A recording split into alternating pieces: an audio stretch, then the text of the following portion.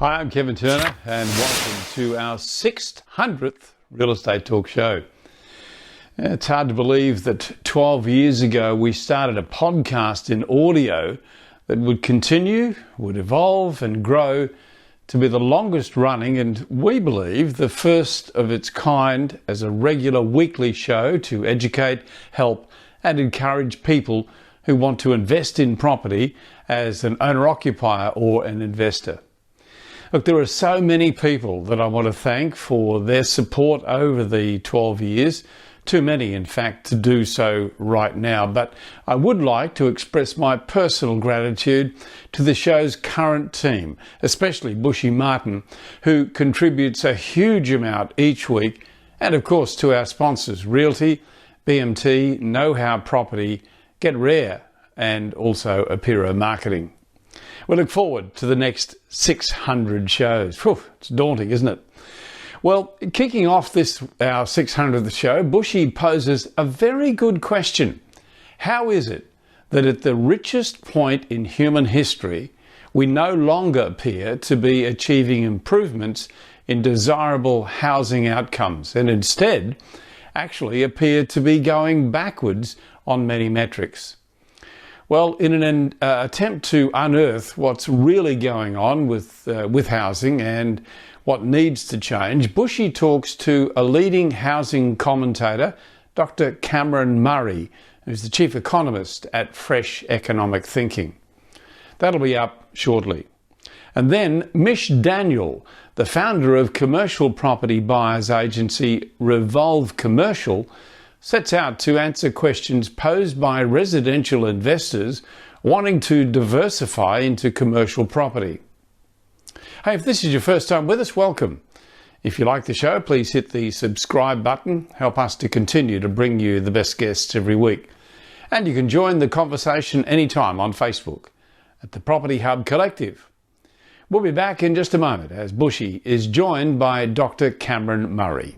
Property deductions can save you thousands of dollars each year. To make sure you maximise deductions, you need to work with the most experienced quantity surveyor in the country. BMT Tax Depreciation is the leading specialist in the industry. They've completed over 700,000 tax deduction schedules for residential investment and commercial properties Australia-wide. BMT guarantee to find double your fee in the first full financial year deductions. Call BMT on 1300 728 726 today for an obligation-free quote. Realty Talk and your host, Bushy Martin.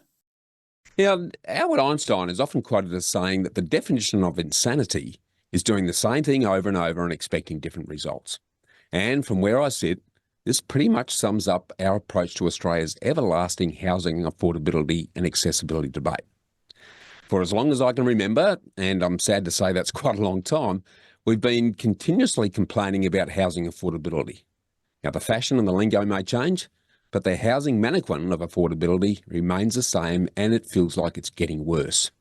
So how is it that at the richest point in our human history, we no longer appear to be achieving improvements in desirable housing outcomes and instead actually appear to be going backwards on many metrics?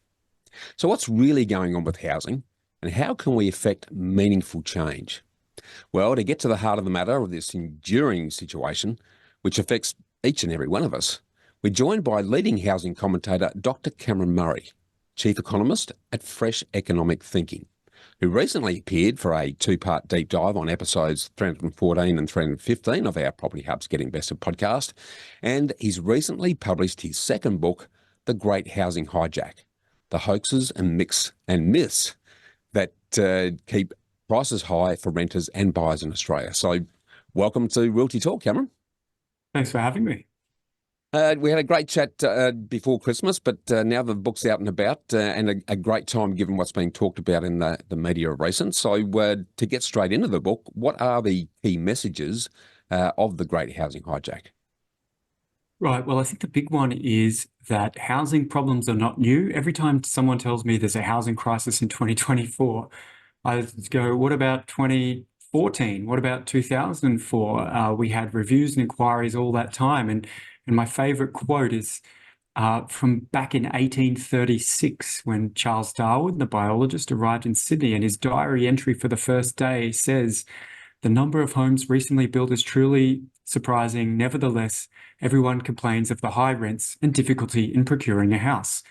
Of course, the population of New South Wales in 1836 was 20,000, and we've had multiple reviews and inquiries for 200 years into this problem. So the message is simply that housing markets are probably doing what they've always done. And when we look at the long arc of history, we can see the tension that makes solving housing so difficult, because someone's rental cost is another person's asset return. And this is what I call the symmetry of property markets in the book. And it's that economic tension that invades our political debate. And what I say, there's a housing cheer squad who stands on the sidelines to distract us all from this core economic reality of housing. And so we do a lot of talking and very little action on housing, because we know for every winner there's a loser, and that just makes it so difficult. And if we look at history, the times where we did make radical changes involved wars or if we look abroad, new nations being formed. And only then is the crisis really big enough to make radical change. So yeah, it sort of lays out the incentives for different people and why the debate continues, and looks at what's worked elsewhere.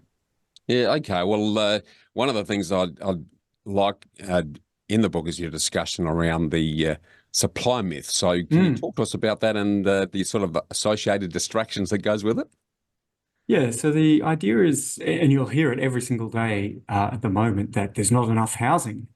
Of course, if you just go back 18 months, before this rapid population increase in the last 18 months, we had more, bigger, better houses per capita than any point in human history. We'd just had closed borders for a couple of years, and we'd had this pipeline of new construction. And you know what? People were complaining about housing then too. So it's really not a supply issue. And I think there's a key message I would put, and that is that people confuse density and supply. And I spend a lot of time in the book laying out the economics of housing and how the incentives work and what we can expect markets to do.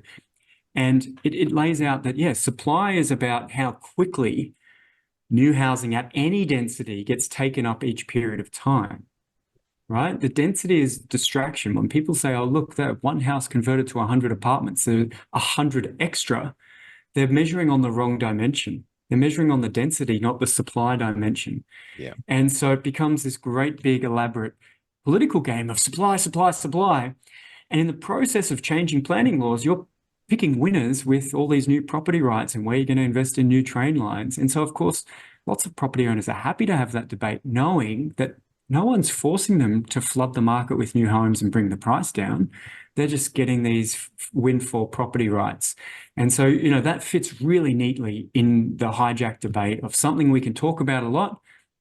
We can promise more supply, more supply, more supply. And on the other hand, promise we're not going to crash prices, we're not going to crash prices, we're not going to crash prices. And we can ignore the contradiction. Yeah, extremely well said. Well, you touched on history from way back when we first settled. Round that out a little bit with what history is actually teaching us around the whole housing issue. Yeah, so I think I spent a lot of time looking around the world historically. Where and when have people stopped complaining about housing? Very rarely, let's just say. And, there are a couple of good examples come to mind. So pre-World War II, Australian home ownership was in the low 40% in the cities. It's higher in the country because of land grants and, after the First World War, soldier settlements and other grants. But in the cities, very, very low. So the majority were renters in the cities. Yep. By 1971, we'd got home ownership up to 71% in the cities. So we took a quarter of people out of private rental into home ownership with bigger, better dwellings than ever before. And we did that by basically subsidizing them into homes and building them with public money.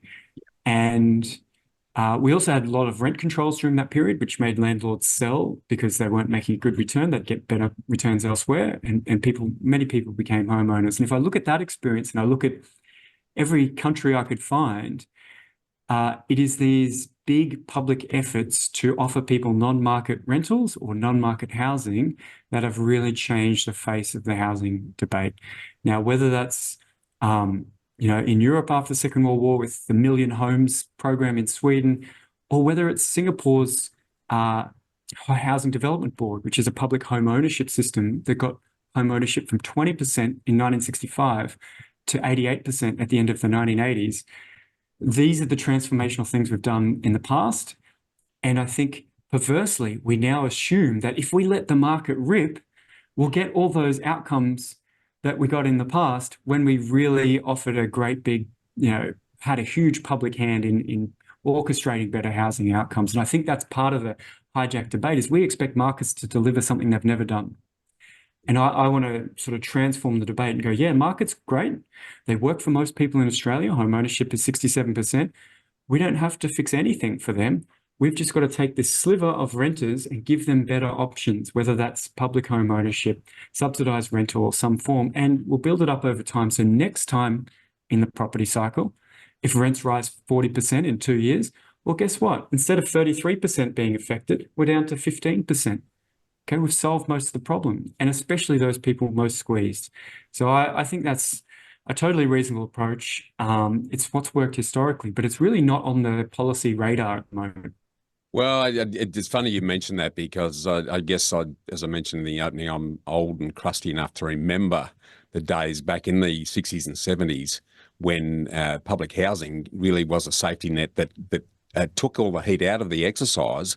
And because of Thatcherism and the flow on to the privatisation debate, where government's now pretty good at pointing the fingers to the private sector to have responsibility for everything, and a private sector that is always going to be just in time or just after time, actually, because it's about profits, it's about shareholders.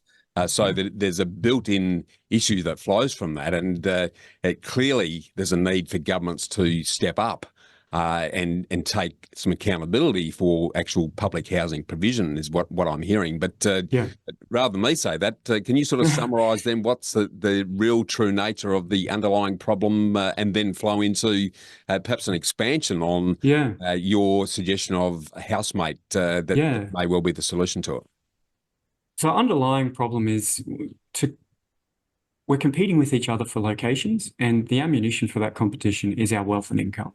And so low-income people who need accessible urban locations are always going to be squeezed. That's why low-income people cluster at the urban fringe. They pay a toll in terms of the time to commute to places because they can't afford that premium location. And so it's a combination of location and income in conflict. And so we solve that by subsidizing people into homes. And I have an example in the book. I mean, imagine if we only had private toll roads. Every road was owned by someone different. They could set prices wherever they want. I would imagine we'd have a movelessness crisis, not a homelessness crisis, because people wouldn't want to move because they'd have to pay a toll to get anywhere. And you know how we made transportation cheap? We just got a public option. Anyone can commute on these roads whenever they feel like. And we funded it collectively in a variety of ways, as we do with everything. You know what we did with... Public hospitals are exactly the same thing. It's an underlying... And schools. Yeah, exactly. People tell me I'm crazy. Oh, governments can't build houses. I'm like, we just expect them to build schools in every suburb, nationwide, cities, country, and people move and they have kids at different ages, and then they have to build more schools and they have to hire the teachers. And it's a big, complex thing. And you know what? It's so boring that it's controversial in certain locations, but imagine going, and I mentioned public schools, and when we decided, every kid should have the right to school, and people go, that's crazy, that's student politics, that's so ideological, that's communism. And then we did it, and now everyone loves it, and we expect it, and we offer, and it's universal, right? The elite students from our capital cities often go to public schools. Yeah.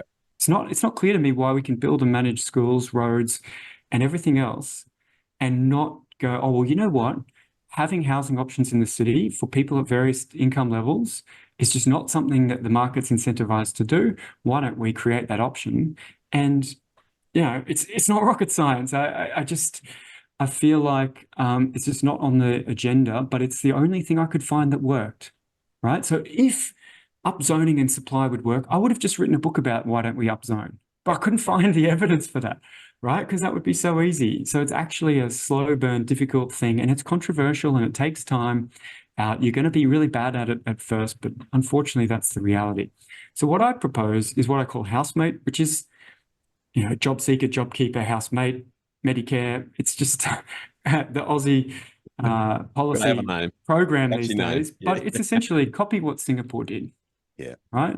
Because over 80% of Singaporeans live in public housing, right? The free trade mecca of Singapore is essentially everyone does public housing. And that just involves, like schools, building housing options in all the suburbs of our cities and our big regional towns, and people who don't have homes, which is already only 30%, and people who can, we address the very poor and the homeless, and we find places for them. But out of that group, we give people the option to rent or buy from the public housing provider at a heavy discount.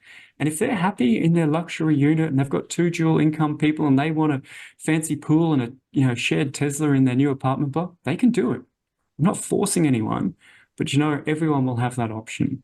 And in Singapore, when you're 21 years old, you rock up to HDB and you can apply for a home from the public housing developer. And unless we're talking about that or some variation of that, we are trying to pull this lever on this Rube Goldberg machine of economic incentives that have never worked before to get this outcome when there's nothing stopping governments building houses and giving them to people who don't have them at any price they want at any time. And if there was a different way to do it, I would have proposed it.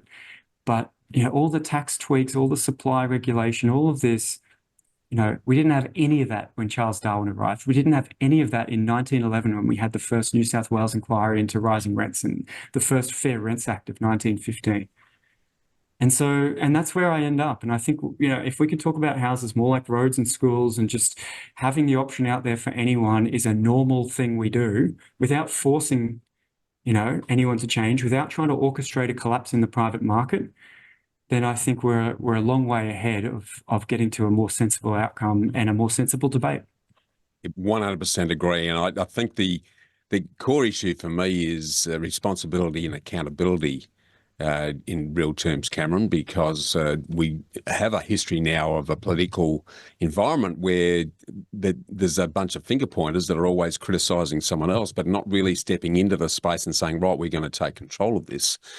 So I guess my challenge to politicians and policymakers out there is to actually step up, step in, take control of this, because there's no losers in what you're suggesting. It's not materially going to affect the investors and the private market from that perspective, but it's definitely going to underpin and provide a safety net for those that are economically challenged to get into housing. So I see it as a complete solution in that regard. It just requires government to spend money on bricks and mortar rather than incentives and other places. They're still spending the money. They're just not doing it in areas that are going to have the right sort of impact. Yeah, that's right. There's a big attitude, and it frustrates me no end that if a government owns, so the public housing stock of New South Wales was worth 32 billion in 2012. It's worth 54 billion in 2017. What a great asset. I'll call it a housing fund. But because it's a non-current asset on the balance sheet, we get to pretend, oh, it's so expensive and costly. I'm like, you just made $20 billion for nothing, right? When you go home from work, right, you take off your work, public service employee hat. All of a sudden, investing in housing in New South Wales is the best thing ever. You get on the phone to the mortgage broker. Can I have $1 million to buy a house in Sydney? What a great investment. But then when it's on the balance sheet of the public sector, oh, it's a terrible cost imposition. What are we going to do? And that's a mindset shift that's, part of the hijack debate. We build homes for defense personnel. We make sure if you have to live somewhere because you're in the military, you have somewhere to live. Well, people have to live in the cities, right? Or in commuting catchments. And do you know what? Why don't we just treat it like everyone's in the army and give them an option? I don't know. It makes sense to me, but it does annoy people because it involves the government doing things and, as you say, being accountable for actually implementing something, which is very, I think, politically risky. Yes, but it's worked before. It's not like this is new. Right? All we're doing is really doing full circle back to what we were doing when the baby boomers started driving the market post-World War II. It worked very effectively then. Why wouldn't it do so now when we've got much better access to information and technology to make that Totally happen? agree. So it comes down to political will. But look, I know we've only just touched on this. We'll get you back to talk more about some of the great subjects that you've unpacked in the book. I just want to thank you for these really quite revelational insights, Cameron. And I certainly want to encourage everyone who's serious about really understanding the true nature of what's driving housing and property in Australia to grab a copy of your book, Cameron, from all good bookstores and probably a few bad ones as well as keeping up to speed with housing movements on your Fresh Economic Thinking think tank by clicking the link in the show notes. So thanks for joining us, Cameron. Thanks, Bushy. Successful property investment is a game of finance. Do you have the right team and the right game plan? Realty Talk is brought to you by Know How Property. More than mortgage brokers, Bushy Martin and his team of investment architects set you up with a sustainable strategy structured to lower your costs, tax, risk and stress while increasing your capacity for growth. Know How has helped over 1,900 homeowners and investors secure more than $800 million in property wealth. So get set to live more, work less, and live your legacy. Want to know how to invest in your freedom? Visit knowhowproperty.com.au. This is Realty Talk, powered by realty.com.au. Now, since COVID's turned the world of property upside down in recent times, there's been a lot of increased talk and growing interest in commercial property, particularly from investors in terms of the pros, cons and differences with other property options. So for those of you that have invested in residential property and are interested in diversifying or transitioning into the wonderful world of commercial, or you're trying to work out whether to invest in residential versus commercial, you need to know what are the differences that matter and the ones that you need to know about when it comes to comparing residential with commercial property investment. Now, to help you with this, we're joined by commercial real estate buyer's agent, mentor, thought leader, and fellow podcaster, Mish Daniel, the founder of Revolve Commercial. So welcome to Realty Talk, Mish. Hey, Bushy, thank you very much. Lovely to be on your show. Thank you. Absolutely. Yeah, looking forward to jumping into this because I know it's an area that's near and dear to your heart. And I guess let's cut straight to the chase and get into the meat and potatoes of what we're going to talk about. And I'd love for you to start by just outlining what are the distinct differences between investing in commercial properties versus residential properties. Look, I think basically what we're talking about is two completely different asset classes. And despite the fact that they're bricks and mortar, they both are buildings on land. People often make the huge mistake that trying to do residential property or adopt the same mechanisms that you would use for residential property and applying them to commercial property, they're worlds apart.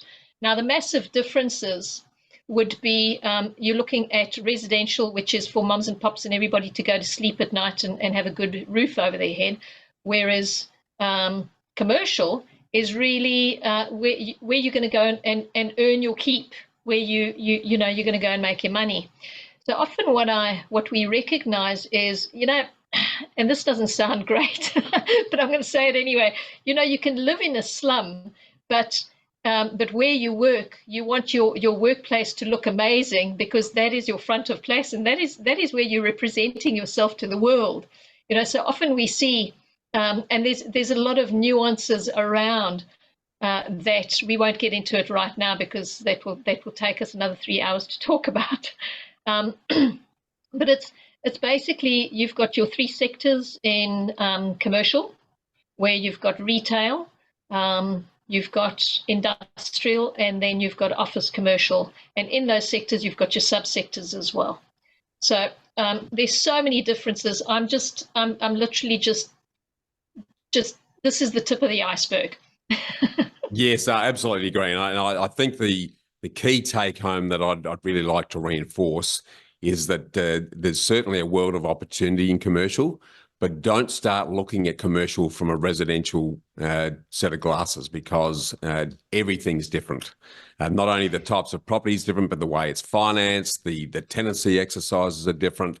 It's really I encourage people to, one, have a good listen to your podcast, to start getting familiar with the terminology and the paradigms that will shape how you need to start looking at commercial property, and learn that language. It's very much like learning another language. And once you're proficient and fluent in it, then and only then really start looking seriously at what are the key opportunities that flow out of commercial property. So I want to transition now, Mish, into getting you to talk about and really illustrate the key benefits of investing in commercial property. Look, let's just shoot straight through the heart over here. Everybody loves cash flow.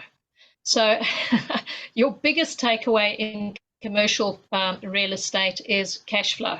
And the reason for that is you've got a higher yielding asset. Now, there's risk and reward with regards to that. Yes, commercial is a little bit more risky. However, if you're using the right mitigation principles, you can use that to your to your benefit. So what do we do in using your skills? Or basically knowledge. I'm going to say education. You need to be educated to know what you're doing and how you can leverage on commercial. So the biggest would be, in residential, you earning a gross income, gross yield. So you've still got to take off all your outgoings before you're actually earning that cash flow. Whereas in commercial, we work on a net basis. So we look at all the outgoings and we say, okay, let's put those aside. But if you are yielding, let's say 6 or 7% net, then you know that that's what you're putting in your pocket. Okay, so that's the huge advantage. The other difference is in commercial, you've got incremental increases on your leases. You've got long leases. You've got a lot of stability in those leases. Now, something that a lot of people don't know about is the difference between a residential lease and a commercial lease. They are two completely different animals, all right? In a residential lease, somebody can break the lease. In a commercial lease, it's very difficult to break that lease, okay? It's a legal binding document that holds them there. Should they break that lease, they are still liable for the balance of their lease term financially. So there's a massive difference with how you deal with that. Commercial it's called commercial because it is a commercial acquisition. Commercial is business, so you're doing your business in commercial, and your legals, your documents, your entire package, you need to understand the commercial side of it. So the legal side of it is paramount to the success of your journey in commercial. Yeah, extremely well said. And I think it's important for those that are starting to look into this area to recognise that even from a legal perspective, if we're dipping into the commercial arena versus the residential arena, where the residential generally, the legislation is favouring the tenant, particularly in the current mode of things, and it's increasingly so as respective state governments start to tighten up on the residential tenancy legislation. My read, and correct me if I'm wrong here, Mish, but in the commercial arena, it's more an even playing field and potentially giving more power to the landlord or the owner of the commercial property than the tenant. Maybe not. But one of the things that I love being an outsider looking into the commercial space is that you mentioned those sort of net rental yields in that sort of 6 to 8% mark. Well, if we look at even a high yielding property in the residential space, net, once you take out all the costs, because most of the costs are being absorbed by the landlord in residential versus pushing a lot of those on costs onto the tenant in the commercial space, we're comparing sort of 2 to 3% net yields with 6 to 8% net yields. So coming back to your point around cash flow, there's a very clear opportunity there. So I want to switch now, because everyone in property, doesn't matter what shape or form it is, focuses on the rewards. You've touched on a couple of these already. We need to look at what are the risks, and can you talk us about some of the risks associated in the commercial arena? Okay, well, I think when people think about commercial, the biggest risk that they think of is vacancy. Okay, and what we do in commercial is you want to mitigate as much risk up front. So when we're purchasing commercial properties, we're having a look at various different factors. Now, I don't think I've mentioned the difference between doing the due diligence on a residential versus the due diligence on a commercial. In residential, you're looking at two areas. You're looking at the building, the structure, and the area. Okay. In commercial, you're looking at about minimum five areas. You're looking at the building, the structure, you're looking at the area, you're looking at the lease, you're looking at the tenant, you're looking at the certainty of the tenant, so the type of tenant. What kind of tenant are they? Are they going to be a tenant that's going to be staying there for a long time? You're looking at the fundamentals of the property itself. So in other words, the fit out. Very, very important. And I think this is where a lot of people make a mistake. Is if you go into, let's call an office, for instance, you go into an office and they've got a whole lot of glass offices and beautiful carpeted floors and beautiful ducted air conditioning going through. Well, the first question that I would ask is, who paid for that fit out? Okay, because if your tenant paid for that fit out, what does it tell you? Your tenant is very invested in staying in that building. If your landlord paid for that fit out, your next question you'd want to ask is, did the landlord offset the cost of that fit out to the tenant? So inadvertently, the tenant would still be paying that fit out. And what does that look like on the lease? Again, you know, when people go and they spend $100,000 on a fit out or $250,000 plus on a fit out, it really tells you that they're invested in that building. They don't want to go anywhere. Okay. The other thing that we have a look at is incremental increases. So we want to make sure that there are incremental increases that's going to give you that added rental to a certain extent. And this, again, it's part of that mitigation of risk. Now, we do that. A lot of people say, but yeah, what about if the tenant moves out at the end of their term? You've got to understand that in commercial, you are earning a higher cash flow.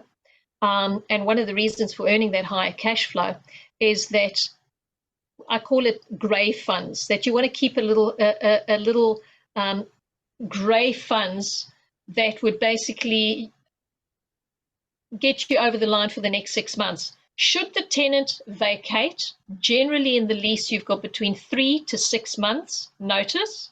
So you can start marketing your property well ahead of time, so that by the time they do vacate, you can have somebody else lined up.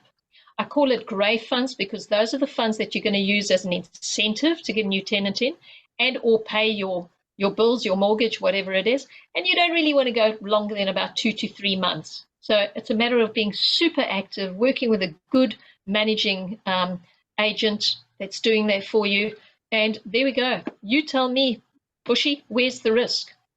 Yes, yeah, well, and what I'm also hearing with that, Mish, is that just in touching on the things that you've mentioned, there's a lot more flexibility and correct me if I'm wrong again here, but potential to actually influence the outcome in commercial versus a fairly restrictive environment that's involved in the residential space. Am I right in saying that? 100%. You know, you've got, we do a lot of change of use in buildings. So in other words, we've got a building, let's take a pizza restaurant, for instance. The tenant moved out. They've been there for 20 odd years. They've moved out. Well, you can change the use of that building to office use, okay? And the tenant that's moved in there is a physiotherapist, you know, so in doing that, you're doing an uplift on the fit out again, change of use, and you've got a multitude of different types of tenants that go in there. Next door, you've got a bicycle shop. You know, they could have gone into the same sort of premise. So you've got a huge variation of what you can do with that space. And it's not what you do, it's how you do it that determines what your outcome's going to be. Yeah. Commercial, let's not kid ourselves. Commercial is a lot more work than residential. You've got to be thinking, you've got to know, you've got to have the education and the thought of mind to see what is required in the area, so that you can target that type of business. Yeah. Or an opportunity where there isn't a physiotherapist or whatever it is, and you target that business to get them in there, and that's where you add your value. Absolutely. No, beautifully said. Now, I've often said that property is a game of finance, and I know there are very distinct differences between the residential and commercial arena in that regard. So can you talk us through some of the differences in the financing, deposits, equity contributions, LVRs, loan terms, etc., so that we can get an appreciation of that? Great question. So let's talk about the barrier to entry firstly. Okay, in residential, your barrier to entry is very low. I think you need a 10% to go into a residential property. Your barrier of entry in commercial, and I think this is probably the area that stumps a lot of people, is, I would say, first off, you need between 30 and 40%. So your LVR is going to be 60, 65, 70, average 65%. Okay. And again, that is very much tied into the type of asset that you're buying and your serviceability. Yep. So they're going to look at everything. The types of loans that you're looking at essentially is 3 different types of loans. We've got a lease doc loan, which I'll come back to. You've got a low doc loan, and you've got a no doc loan. Okay. Oh, sorry, a full doc loan. Yep. So your full doc loan is where they're looking at the asset, the leases, the stability of the asset, as well as your serviceability, everything in the kitchen sink. We do very, very, very few of those. Okay. Then you've got your no doc loan, which is the loans that we absolutely love, and we throw those out as much as possible, where they're looking 100% at the asset, the bones, the structure, the lease, the tenant, the security around the building and the asset itself, and very little on your serviceability and what you need. Now, the beauty about that is, if you are unemployed or you don't have constant income, but you do have, let's say, 400,000 in cash that you're sitting on, it's burning under your backside, you're only earning 2% out of the bank, take that cash, put it into commercial property. That will give you a property of between $1 million to 1.2 million. That is going to give you a 6 to 7% return. Happy days. Now you can do that on a no doc loan. Okay. And then the third one that I mentioned is a low doc, where they look at your serviceability. They also look at the structure, the lease, the tenant. Now, bearing in mind, with all 3 of these loans, you're going to get different LVRs. So if you're throwing your serviceability into it and you're a little bit tight on budget, which would be your deposit, you could maybe push that up to around about 70%. Yep. Okay, your 70% LVR. Whereas if it's a lease stock, it's probably going to push close to about 65, maybe 60. So there are variations right across the board. Yeah, and I think the exciting thing there, given we're in an environment in the residential sphere where people are really struggling with borrowing capacities, given the rate rises and all the lender restrictions that go with it, the opportunity, if the quality of the asset's good enough and the quality of the tenant and the lease is good enough so that the property will virtually stand on its own from a servicing perspective, providing an investor's got equity that they can tap into, it's a way of leveraging into an asset class that they won't be able to enjoy in the residential sphere. So love that.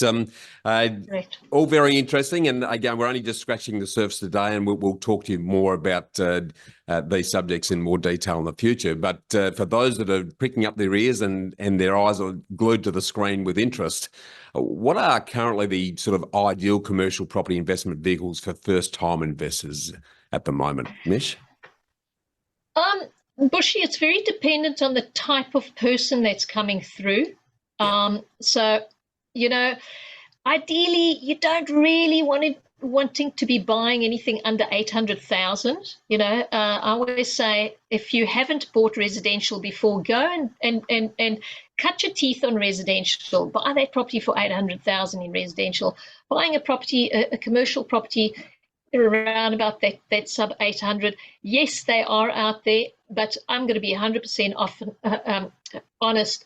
They're expensive. Okay. Yeah. Once you've gone through all your fees and your rates and whatever, you're paying a lot of money for that. So you really want to be above that million. 2 million is really where you want to be, and leverage as hard as you can. So using lines of credit, using equity out of your current properties, that sort of thing. Not to say that it can't be done, it can be done, but you want to leverage as hard as possible. In terms of type of property, look, we chase numbers. So when somebody comes to me and they say they want a particular type of property, I always ask if there's a little bit of leeway with that. Everybody at the moment, the sweetheart at the moment is industrial. Everybody wants industrial. However, there are a lot of good opportunities in the other two sectors, in office as well as in retail. And again, when we look at an asset, we look at the full gestalt of the asset. So what it is, what the leases are, who the tenant is, what the longevity is. And the most important thing when looking at an asset is exit strategies. So in other words, like I mentioned, the pizza shop. So in purchasing a property like that, you want to be thinking to yourself, what else can go in there? What other types of businesses can be serviced in that area and under that roof? Yeah, beautifully said. It really is. If you're getting into commercial, you've really got to treat your investment as a business in every aspect of the exercise, from the due diligence you mentioned right through to being really clear on what the options of that property are long term. So it's certainly not something for the faint-hearted or the beginners, and certainly a need to be working with someone like yourself who understands the ins and outs of the sector and can guide them through that, so that they've got an elite team around them stepping through things that they may not be aware of unless they're dealing with someone like you who understands what works and what doesn't in that regard. So look, I really want to thank you for these quite enlightening insights on the differences and benefits of investing in commercial real estate, Mish. And now that you've whet our appetites, we're really looking forward to deep diving with you on this growing investment class during our upcoming 2-part special on the Property Hub's long-form Get Invested podcast. So I want to mention for everyone to keep their ears and eyes out for that. And I recommend that they also tune into your Revolve Commercial Property podcast. And for those that are real eager beavers having listened to us today, I encourage them to reach out to you at Revolve Commercial at revolvecommercial.com.au, and we'll have the show and the link in the show notes. So thanks again for sharing all of this with us on the show today, Mish. Thank you, Bushy. It's been lovely being here and chatting to you. Thank you very much. Are you curious about harnessing your super for property investment? Propel your future with the enlightening online seminar, The Ultimate Masterclass to Self-Managed Super Fund Property Mastery. Reserve your spot now at getrare.com.au/SMSF. Spearheaded by Rusty from independent buyers agency Get Rare Properties, this masterclass unravels strategic property investment using your self-managed superannuation fund. You know, it's not just about learning. It's about transforming your financial future through education. So embrace this opportunity to enrich your investing acumen. Enroll now in the free masterclass and begin a journey that marries insight with action, leading to a financially empowered tomorrow. Unlock bonus content now as a premium subscriber. And that brings us to the end of this week's show. It's our 600th show. Once again, I say thanks to all those people who've contributed over those so many years. It's a really great milestone. Make sure that you don't miss a single episode of Realty Talk or Bushy's Get Invested podcast, delivered to you each week by subscribing to the Property Hub now on your favourite podcast player, or wherever you're listening to or watching this show. Also, you can join the conversation anytime on Facebook by going to the Property Hub Collective. Thanks once again to our supporters and content partners, realty.com.au, BMT Tax Depreciation, who I might mention have been with us almost right from the very start of our show. So thanks to Brad and the team. Also, Know How Property Finance, Get Rare Property and Apiro Marketing. On that note, I'm Kevin Turner, and on behalf of Bushy and the whole Property Hub team, we look forward to seeing you again next week.